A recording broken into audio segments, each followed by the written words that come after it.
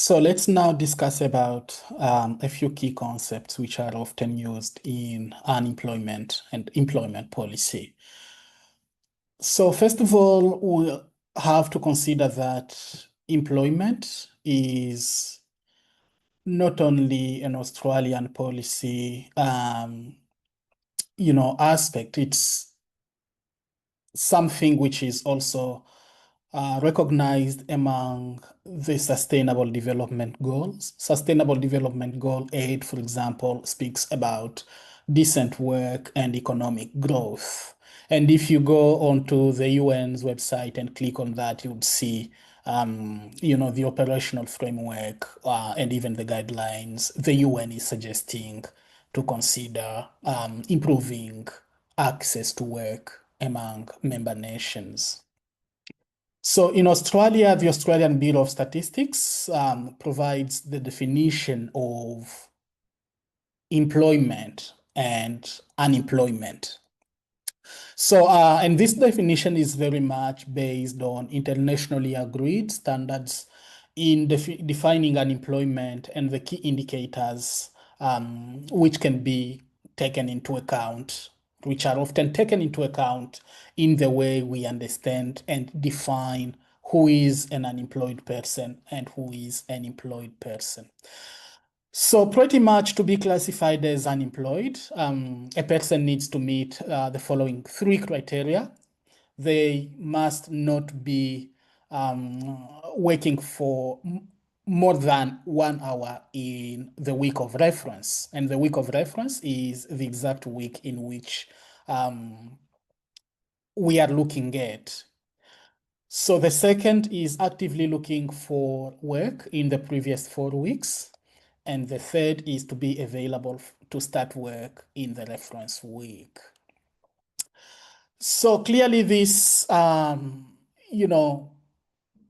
yes, adheres to the international standards, but also gets to tell us more as who can we consider to be unemployed and who can we consider to be employed.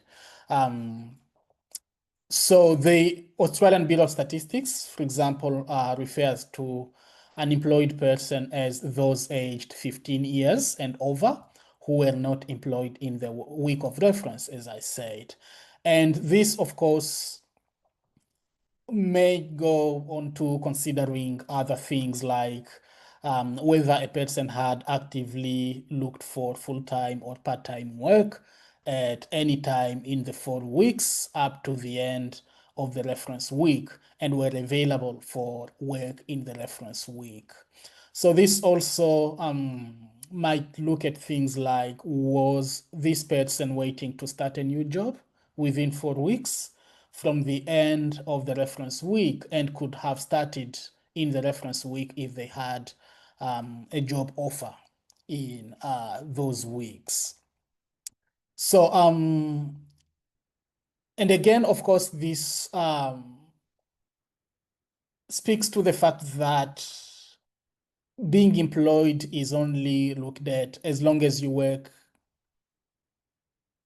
1 hour paid work a week, then you are considered employed. Whether that helps you earn more or not is another consideration which we can look at when we start speaking about underemployment and all those similar concepts.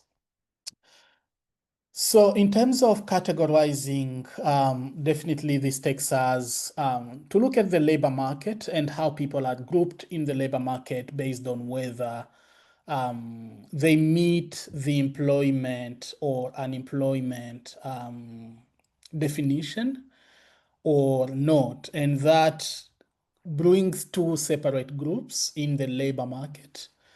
One group which is called the labor force, and the other group which is the people who are not in the labor force. So, and again, the Australian Bureau of Statistics is mostly responsible for collecting labor market data nationally. And these groups, of course, all people aged 15 years and over who are meeting the working age criteria. And this is kind of categorizing these people into three major categories: the unemployed. Those are the people who are not in a paid job, but who are available and actively looking for work. Also, the unemployed, who are the people who are in a paid work, either full-time or part-time, and those who are not in the labor force.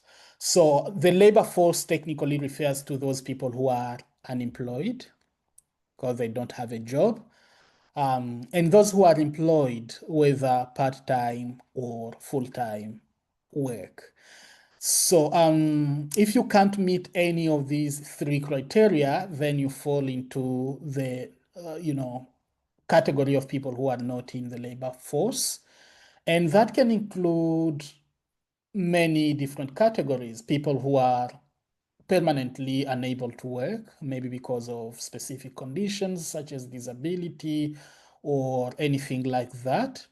The retired, those people who have finished working and are enjoying now the rest of their life.